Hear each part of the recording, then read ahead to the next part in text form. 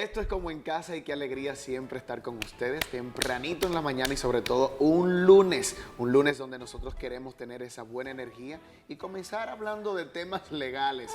Y cuando se habla de temas legales, aquí hay uno que sí sabe de eso. El licenciado Manuel Gómez con nosotros. Licenciado, buenos días. Buenos días, muy buenos días. ¿Cómo están Aquí ustedes? ahorita ¿Todo bien? tuvimos una invitada hace un ratito que se entrevistó y ella pidió aplauso. Yo quiero que le demos un aplauso a nuestro invitado de siempre, porque él es nuestro. Él es nuestro. Así me siento, así Qué me bueno. siento, como en casa. Como en Feliz. casa. Y vamos a tratar un tema súper interesante, muy bueno, así que presten mucha atención que puede ser que le vaya muy bien con el tema que va a tratar el licenciado. Pero antes, Anthony y licenciado, yo quiero que ustedes me acompañen a mandarle un gran abrazo a una mujer muy querida por toda la casita, porque es la madre de nuestro querido Francisco Vázquez, doña Marixa. Un abrazo desde aquí.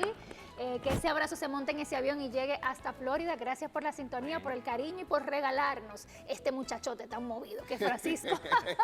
Bueno, pues por aquí estamos ya para dar inicio a este tema de la bonificación y el licenciado Manuel Gómez hoy pues nos habla sobre este tema. Pues yo quiero que iniciemos con una pregunta muy importante. ¿Qué es la bonificación? Muy bien, gracias. La bonificación en la ley no lo vamos a ver quizás propiamente con ese término, lo vamos a ver como participación de los beneficios de la empresa. Pero como eso es muy largo y no se utiliza, ¿verdad?, en términos llanos, sino que lo que se utiliza es bonificación, pues para una mejor comprensión uno lo utiliza como bonificación. Que es del 10% de los beneficios que obtiene una empresa durante su año fiscal, debe repartir ese 10% de los beneficios entre sus trabajadores.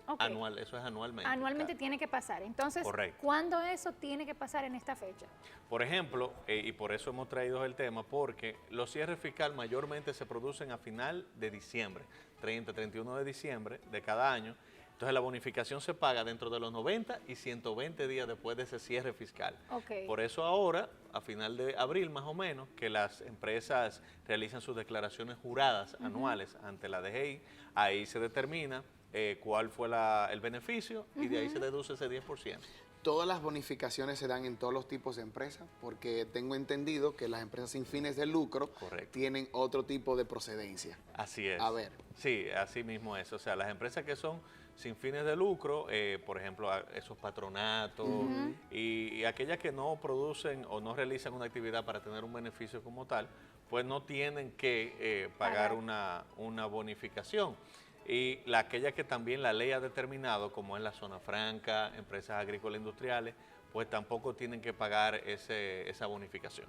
Excelente. Así es. Bueno, y hemos visto, bueno, todo el mundo sabe lo que está pasando con esto de la pandemia. Claro. Tenemos un año, 2 años, año y medio muy diferente, 2020 y vamos por el 2021 y apenas hay restaurantes, hay lugares, empresas que se están empezando a reorganizar. Correcto. ¿Qué va a pasar con un año tan diferente y la bonificación? ¿Qué pueden hacer las empresas y qué pueden esperar los empleados? Bueno, evidentemente, tal como describe Kimberly, el 2020 fue un año difícil para la mayoría de los sectores. Algunos sectores sí, sin embargo, tenemos que destacar que tuvieron grandes beneficios en la pandemia también, pues son los menos. Por ejemplo, el sector de los supermercados y algunos otros sectores que quizás sí tuvieron grandes beneficios, pero la mayoría no lo obtuvo. No tienen una obligación legal de pagar la bonificación. No hay obligación. No hay obligación. Si los numeritos están en rojo, pues no tienen por qué pagar esa bonificación. Porque acuérdense que la que se pagaría en el 2021 ahora es relativo al año fiscal 2020. Entonces, que fue el año, fue crítico. ¿Y cómo entonces los empleados, o cuál sería la logística de las empresas en este caso? ¿Le anuncian a los empleados que no va a haber bonificación o simplemente no tienen que darle un aviso? Lo correcto es una comunicación efectiva, ¿verdad? Empleador-trabajador, y que sí, que le comuniquen, aunque ya es algo que es sabido, ¿verdad? Por todo, pero lo mejor es que sí, que haya una comunicación efectiva y realmente aquellos trabajadores que están acostumbrados a recibir, ¿verdad?, esa bonificación, saber que con esa entradita no van quizás a poder contar por las razones obvias, ¿verdad?, que han ocurrido. La bonificación, es bueno destacar que le corresponde a los trabajadores fijos o por tiempo indefinido, como le llama el código. No a los temporales. No a los temporales. O sea, la participación de los beneficios, como le llama la ley, es un derecho que le es reservado solamente a los trabajadores fijo. Y otro elemento importante es, no importa cómo el contrato de trabajo termine. O sea, la bonificación se va pagando durante la vigencia del contrato de trabajo. Pero si el contrato de trabajo termina, no importa, sea hasta por un despido justificado, la bonificación es un derecho adquirido, como la Navidad, como las vacaciones, pero es adquirido, es como un híbrido, adquirido, pero es eventual porque va a depender, así en buen cibaeño, si los beneficios se obtuvieron, porque si no, no hay bonificación. Exactamente. Un punto importante, licenciado, es irnos a lo llano, a lo que realmente podemos entender de manera fácil. Un empleado, ¿cuáles son esos conocimientos básicos sobre la bonificación que debe tener para poder tener también esa capacidad de exigir? Sí. Porque uno tiene también que saber qué es, cómo manejarlo para poder exigirlo. Sí, mira, excelente pregunta, Anthony, porque eso me permite señalar de que la ley, en este caso, establece un tope. Por ejemplo, el Código de Trabajo establece que los trabajadores con más de un año y menos de 3 años van a recibir hasta un tope de 45 días de salario ordinario por bonificación, pero eso es hasta ese tope. Lo o sea, máximo. que si la empresa podrá pagar la bonificación hasta donde le permitan sus beneficios, pero eso es un tope, no es que hay que reconocer ese derecho como tal. Es decir, que si la empresa lo que puede llegar es a 20 o a 15 salarios ordinarios por ese año fiscal, eso es lo que va a poder reconocerle. Aquellos que tienen más de 3 años de antigüedad, le corresponden hasta 60 días de salario diario por bonificación, los que tienen más de 3 años. Y, por ejemplo, ¿qué pasaría con aquellos que no completaron el año? ¿Qué puede pasar?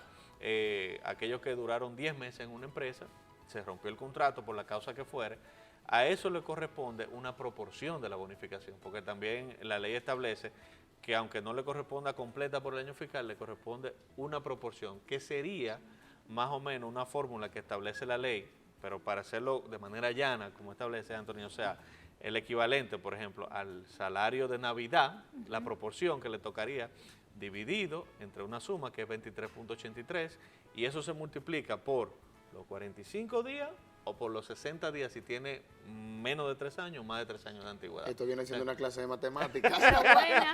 Algo así. División. Algo así. Pero lo importante es que, aunque no completes el año, te toca una proporción de la bonificación, siempre y cuando, esa es la premisa, siempre y cuando la empresa tenga los beneficios. ¿Cuándo es exigible?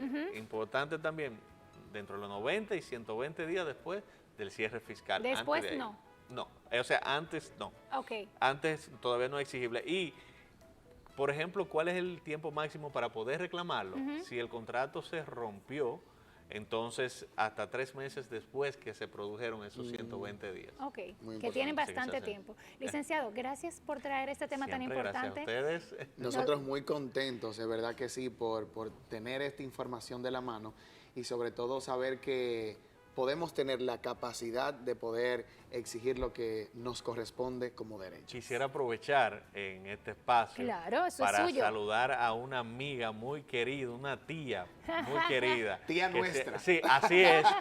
Mi querida profe Miriam Valdés, madre de una hermana mía y suegra y mamá también prácticamente de un hermano de Lorena y de Rainy, la profe Miriam Valdés, una excelente profesora y una tía muy querida.